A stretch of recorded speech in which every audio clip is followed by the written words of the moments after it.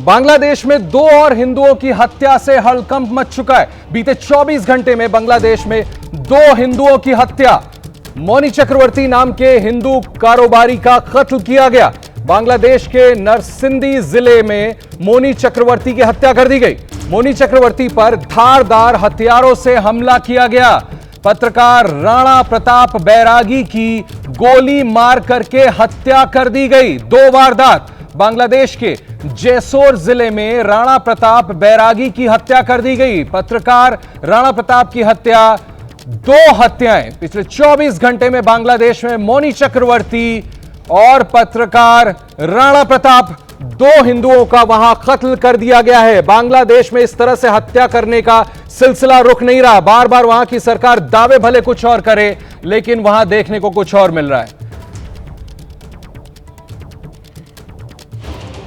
जानकारी के मुताबिक बीती रात करीब 10 बजे बांग्लादेश में नरसिंदी जिले के पोलाश इलाके के चोरसिंदूर बाजार में किराना दुकान चलाने वाले मौनी चक्रवर्ती पर अज्ञात बदमाशों ने अचानक धारदार हथियारों से हमला कर दिया। तस्वीरें हम आपको 3 स्क्रीन पर दिखा रहे हैं, ध्यान से देखिए।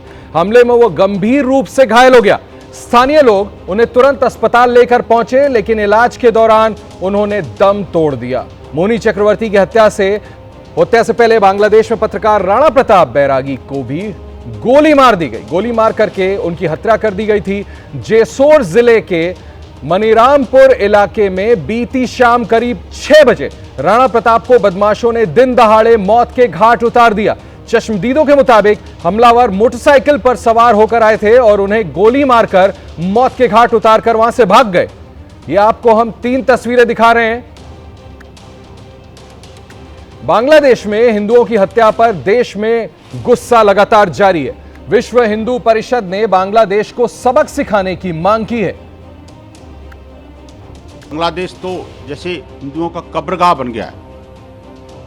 बांग्लादेश में जिस तरह से जिहादियों का शासन खुलेआम चुनौती देकर के, दुनिया को चुनौती देकर के काम कर रहा है, वो बेहद गंभीर है।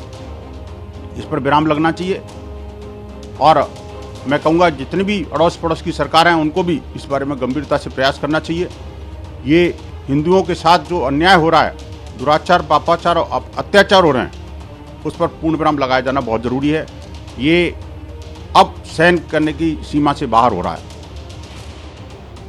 और इस बड़ी खबर पर बात करने के लिए मेरे साथ मेरे सहयोगी नीरज राजपूत जुड़े हैं।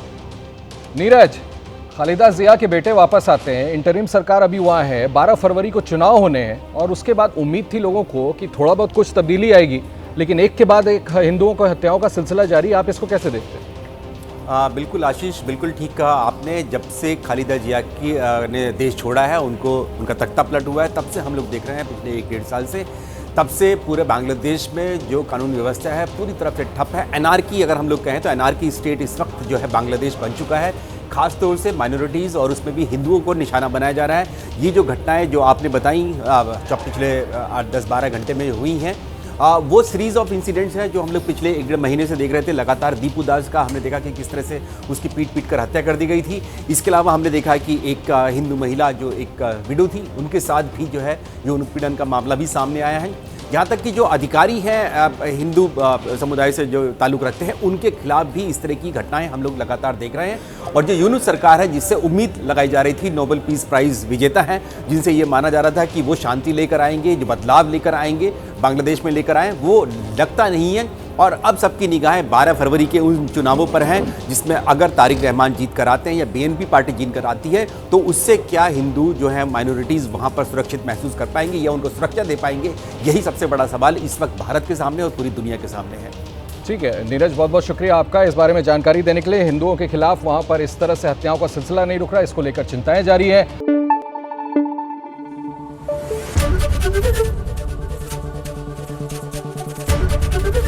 एबीपी न्यूज आपको रखे आगे।